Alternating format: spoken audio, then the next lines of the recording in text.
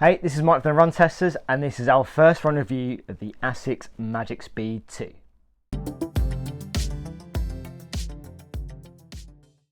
So here's what we know about the Asics Magic Speed 2. It's priced at £170 in the UK and $150 in the US. The original Magic Speed is currently available for £145 in the UK and $150 in the US. It's designed for tempo runs and races and now features a full-length carbon and TPU plate as opposed to the half-length one featured in the original Magic Speed.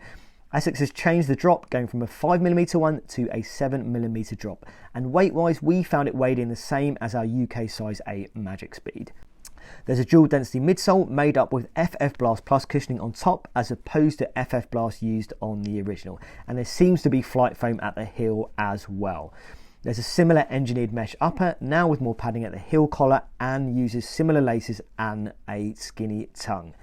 Asics has moved to a new Asics grip rubber outsole to mirror what it's included on its Metaspeed Sky Plus and Edge Plus shoes.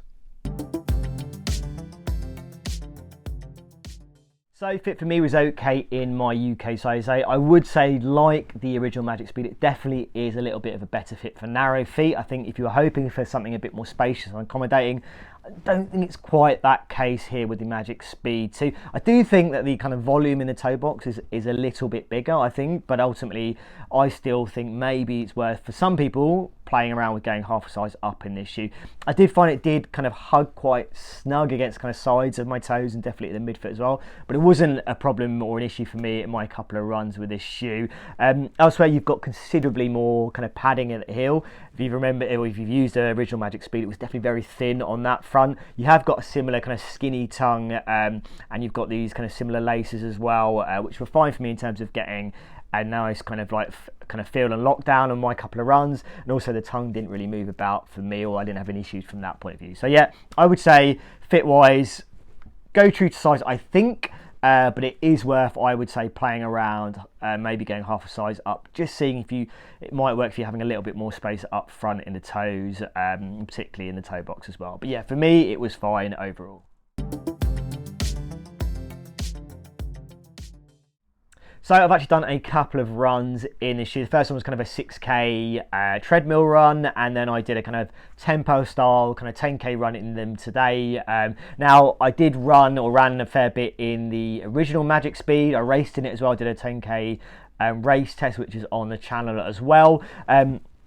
And I think the overriding feeling with running in the original Magic Speed is that if you're running quick and you're running hard, then it feels pretty good. It was definitely firm, and I think if you kind of wanted to dial down the pace or run a little bit longer in the shoe, you felt that harshness in it, and you know, I found it very hard going to kind of run longer in it. Ultimately, I think it kind of maxes out a 5k, 10k. I probably wouldn't have run more than that. When I picked it up after kind of the review and I did a couple more runs, it just didn't kind of work with me long term, or I wanted to use it long term, what I would say.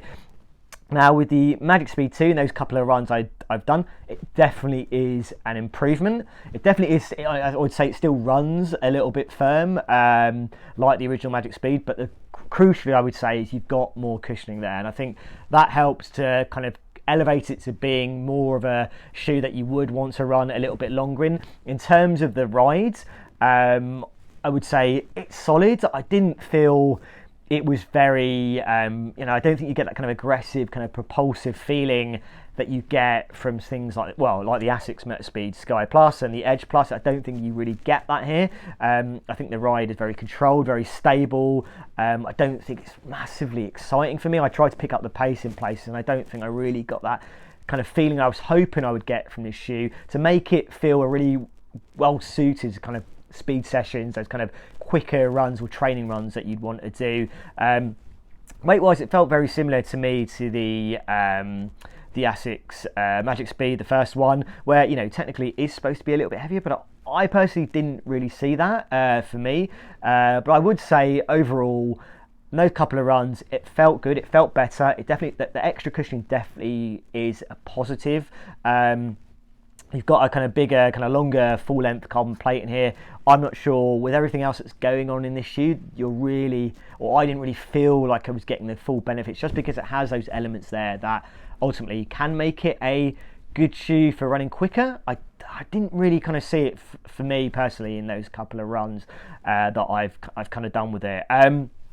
Elsewhere, now Asics has kind of changed the outsole. I didn't think the outsole was particularly bad in the original Magic Speed, but they've now brought it in line with the Metaspeed Sky Plus and the Edge Plus, which, you know, I think the Asics kind of grip outsole is very, very strong. You've still, obviously, now you are getting a little bit more kind of exposure in terms of that outsole, but ultimately for me, I was on dry roads, a little bit of kind of wet in places, but it held up pretty well in terms of that grip. It's probably not as nimble, I would say, as those kind of top tier kind of Metaspeed and Sky Plus and Edge Plus shoes, but it was generally fine for me from grip and a kind of traction point of view. But yeah, I would say it ran a bit nicer. It's firm still. I don't think it's as firm feeling as the original Magic Speed. I definitely feel it's better suited or better built to kind of go and run a bit longer in this as well, whereas I don't think that was really the case with the original Magic Speed. But ultimately the ride for me, when I wanted to go a little bit quicker in places,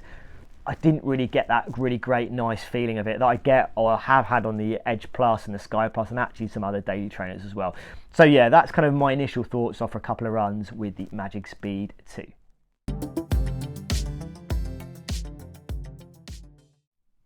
So, initial verdict for me on the Asics Magic Speed 2 is that, first and foremost, it is definitely better than the Asics Magic Speed 1. I think that's very clear for me in those couple of runs. I think the key thing really here for me is that level of cushioning definitely levels off some of that kind of firmness that you got on the original Magic Speed that I think prevented it from being a shoe that you could use, I think, for longer distances. I think 5k, 10k was absolutely fine.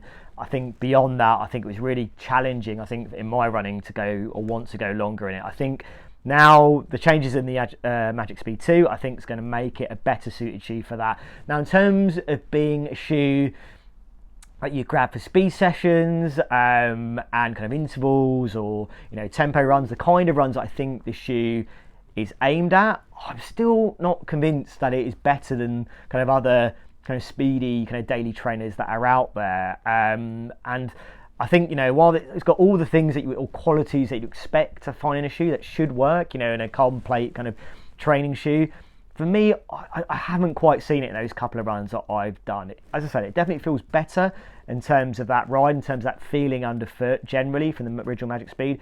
But in terms of those the kind of quicker stuff, I'm not 100% convinced that we're getting massive improvements in terms of the changes that Asics has made here. In terms of you look at other shoes, you compare it to other shoes that I would say fit that kind of profile of a kind of daily trainer where you can run a little bit slow in it, but you can also pick up the pace and run some quicker stuff in it. I think, you know, obviously the Endorphin Speed 2 and the Speed 3, I think the Speed 3, obviously the upper is more accommodating.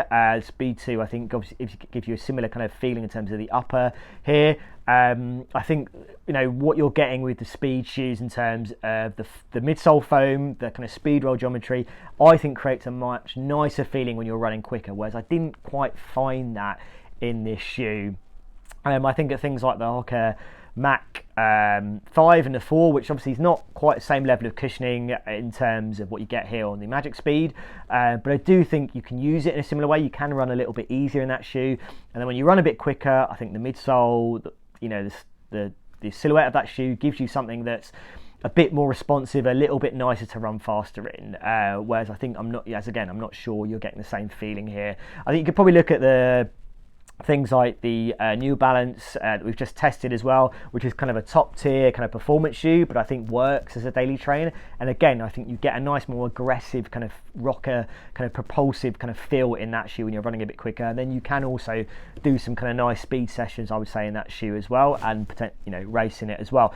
And then I think things like the Metaspeed Edge Plus, which obviously, again, it's more expensive than this shoe. It's that kind of top tier racing shoe for Asics. I think, you know, durability wise, you're not getting the same level that you will get here, but I think in terms of something you can use for kind of training, run a little bit longer in as well, get that kind of quicker kind of feeling out of the kind of you know, the speed sessions, and I think you get that there as well. But again, you know, that is more expensive. So I think when you look at what else is around there, this is a good price in terms of those other kind of daily trainers.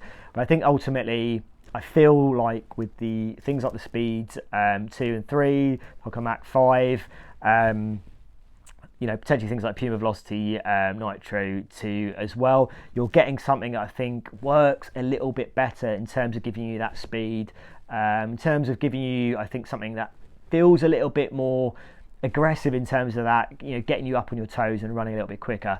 Maybe that will change over kind of more running time in this. That's just my initial thoughts and my feelings so far in terms of what I've seen in those couple of runs. So I think better than the original. Is it a standout daily trainer kind of in terms of, you know, working well at slower speeds, kind of working for tempo and speed sessions? I think yes, but I don't think it's probably going to be the standout shoe to go for when you look at the other options that are out there around this price and actually less than it as well. Okay, so there you have it. That is our initial thoughts on the Asics Magic Speed 2. Now, obviously, plenty more running to do in the shoe before we do a full review, and any other comparisons we think this shoe probably kind of matches up with as well. Thank you to Sports Shoes for providing us with a review sample for this video. As always, like and subscribe. Hit that little bell to find out about our latest videos, and yeah, we'll see you for the next Run Testers video.